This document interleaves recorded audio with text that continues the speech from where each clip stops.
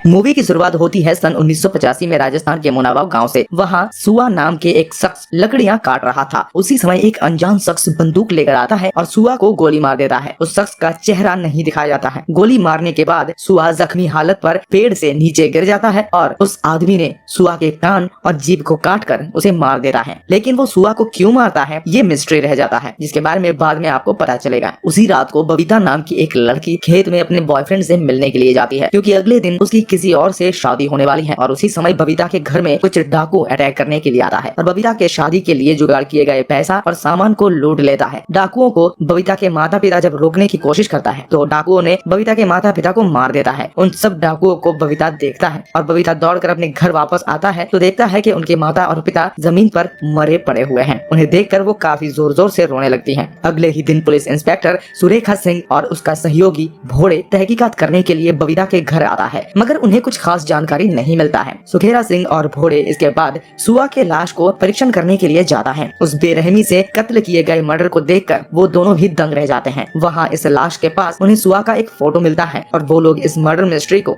Solve करने के लिए निकल पड़ते हैं। फिर सिद्धार्थ नाम के एक व्यक्ति मुनाबाव गाँव में आकर कुछ पढ़े लिखे आदमियों को ढूंढ रहा होता है। वो गाँव वालों को बताता है कि उसका दिल्ली में एंटीक का बिजनेस है और शहर से कुछ काम के लिए उसे 2-3 पढ़े लिखे लोग चाहिए। फिर गांव वालों ने इस काम के लिए पन्ना का जिक्र करता है। सिद्धार्थ फिर पन्ना के घर जाता है। पन्ना की बीवी चेतना सिद्धार्थ से कहती है कि पन्ना उसके 2 दोस्तों के साथ कोलकाता कुछ काम के लिए गए हुए हैं। चेतना ये भी कहती है कि वो लोग वापस आते ही उस सिद्धार्थ को खबर कर देगी। फिर गाँव के बाहर मक्खन का ढाबा है, उस पर सुखेरा सिंह और भोड़े सिद्धार्थ को देखता है। सिद्धार्थ वहाँ से चले जाने के बाद ढाबा के मालिक मक्खन आकर सुरेखा सिंह को सिद्धार्थ के बारे में बताता है कि वो एंटीक सामान शहर में बेचने का काम करता है और वो रोज ढाबे पर चुपचाप आता है और चाय पीकर चला जाता है। वो किसी से बात भी नहीं करता। सुरेखा सुआ के पॉकेट से मिली फोटो को मक्खन को दिखाता है और मक्खन सुरेखा को बताता है कि ये सुआ है। सुआ उसके दोस्त पन्ना और धन्ना के साथ काम करता है। कुछ दिन बाद सिद्धार्थ फिर से पन्ना के घर जाता है और चेतना फिर से उसे बताती है कि पन्ना कोलकाता से अभी तक वापस आया ही नहीं।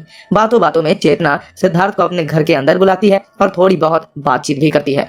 अगले दिन पन्ना उसके दोस्त के साथ कोलकाता से वापस आकर मक्खन के ढाबा पर आते हैं और मक्खन से उसे पता चलता है कि उसके दोस्त सुआ का बेरहमी से कत्ल कर दिया गया है और इंस्पेक्टर सुरेखा सिंह पन्ना और उसके दोस्त को वापस आते ही थाने पर बुलाया है। इतना सुनने के बाद ही वो दोनों पुलिस स्टेशन चला जाता है और सुरेखा सिंह को बताता है कि वो लोग इस हफ्ते में यहाँ था ही नहीं, वो कोलकाता में थे, इसलिए सुआ के मर्डर के बारे में उन्हें कुछ भी नहीं पता।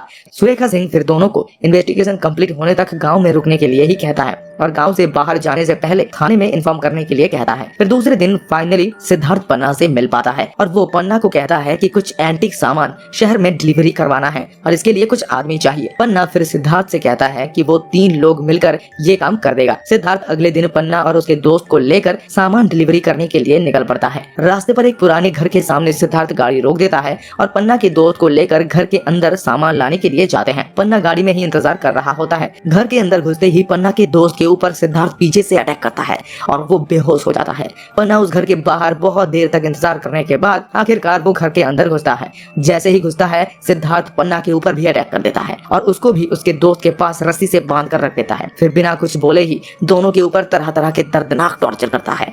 कभी उसके अंगूठा तोड़ देता है तो कभी शरीर में एसिड डाल देता है तो कभी उसके पैर में कील ठोक देता है। लेकिन इसका क्या कारण है, क्यों ऐसा कर रहा है, इसके बारे में ना कुछ बताता है ना हमें कुछ पता चलता है। फिर सिद्धार्थ पन्ना के घर वापस आकर चेतना से कहता है कि पन्ना और उसका दोस्त उन दोनों को शहर भेजा है और सिद्धार्थ काम खत्म होने तक पन्ना के घर में किराया देकर रह लेगा। चेतना भी मान जाती है और सिद्धार्थ को अपने घर में रखने के लिए राजी हो जाती है। चेतना और सिद्धार्थ के बीच धीरे धीरे केमिस्ट्री भी बनने लगती है। सुरेखा सिंह को पता चल जाता है कि पन्ना और उसके दोस्त गांव से बाहर गया हुआ है और थाने पर भी इन्फॉर्म नहीं किया है। सुरेखा फिर पन्ना के घर पर आकर उसकी बीवी को इसके बारे में पूछता है और तभी सिद्धार्थ आकर सुरेखा को बताता है कि उसके ही काम के लिए पन्ना और उसके दोस्त दिल्ली गए हुए हैं। सिद्धार्थ रोज उस घर पर जाते हैं जहां पन्ना और उसका दोस्त कैद है और वो रोज उन दोनों को काफी टॉर्चर करता है। एक दिन पन्ना का एक दूसरा दोस्त धन्ना गांव लौट आता है और उसे खबर मिलता है कि पन्ना सिद्धार्थ के ही काम के लिए शहर गया हुआ है। धन्ना भी सिद्धार्थ के साथ काम करना चाहता है। सिद्धार्थ फिर धन्ना को काम देने के लिए अपने साथ ले जाता है और रास्ते पर उसे भी अचानक से अटैक कर देता है और उस घर में उसे कैद कर देता है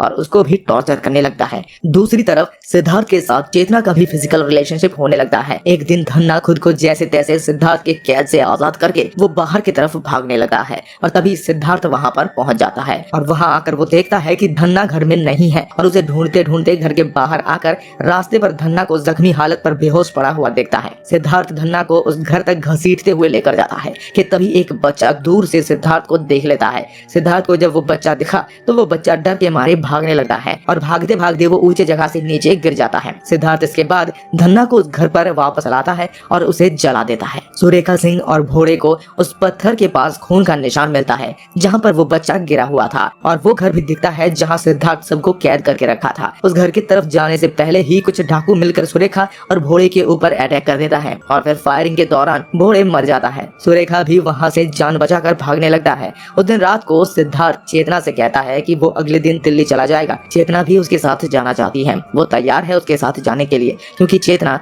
सिद्धार्थ से अब प्यार कर बैठी है। दोनों और करीब आते हैं लेकिन उसी हालत में धन्ना का वाइफ उन दोनों को एक साथ देख लेती है और उससे शक होने लगता है। अगले दिन सुबह वो थाना जाकर सुरेखा को चेतना और सिद्धार्थ के बारे में बताती है और ये भी कहती है कि उसके पति भी अभी तक सिद्धार्थ के काम खत्म करके वापस नहीं आया है, इसलिए उसे चिंता भी हो रही है। फिर सीन फ्लैशबैक में दिखाया जाता है। दिल्ली के एक घर में पन्ना, सुआ, धन्ना और एक और दोस्त मिलकर चोरी करने के लिए घुसता है और उसी समय उस घर की मालकिन वहाँ पहुँच जाती है। फिर वो चारों मिलकर उस औरत के ऊपर अटैक कर देता है। फिर सीन को फिर से प्रेजेंट डे पर वापस लाया जाता है। सिद्धार्थ चेतना को अपने साथ ले जाने के बाद सुरेखा सिंह चेतना के घर पहुंचता है और कुछ देर तलाशी करने के बाद सिद्धार्थ का एक डायरी मिलता है और उस डायरी के अंदर एक न्यूज कटिंग था जिस पर एक औरत की बेरहमी से मर्डर का जिक्र था और 2-3 पेज के बाद ही डायरी के अंदर से एक औरत की फोटोग्राफ भी मिलता है। ये उस औरत की फोटोग्राफ है जिसे फ्लैशबैक में पन्ना और उसके साथियों ने मिलकर सुहा का मर्डर से लेकर पन्ना और उसके साथियों के घर वापस न आने का राज सुरेखा सिंह को सब कुछ समझ आ जाता है। फिर सुरेखा सिंह सिद्धार्थ और चेतना को ढूंढने के लिए निकल पड़ता है।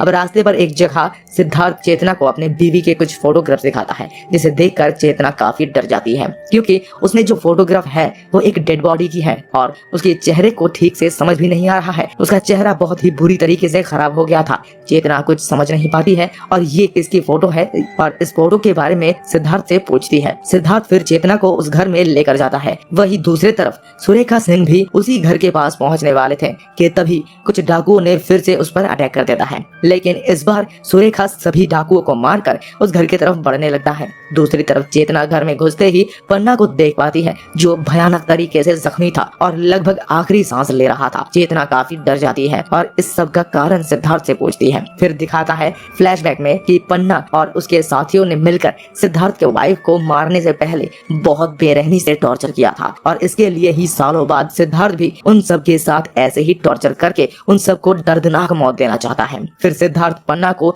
जिंदा जला देता है। फिर सुरेखा सिंह वहां पहुंचकर सिद्धार्थ को सरेंडर करने के लिए कहता है क्योंकि सिद्धार्थ के पास्ट के बारे में उसे सब कुछ पता चल गया था। लेकिन सिद्धार्थ के सरेंडर करने से पहले ही चेतना अब 6 महीने बाद चेतना प्रेग्नेंट होती है और उसे एक दिन एक बक्सा भी मिलता है और उस बक्से में बहुत सारे पैसे भी होते हैं जो सिद्धार्थ ने ही चेतना के लिए रख कर गया था। और इसी के साथ इस मूवी की दी एंड हो जाती है।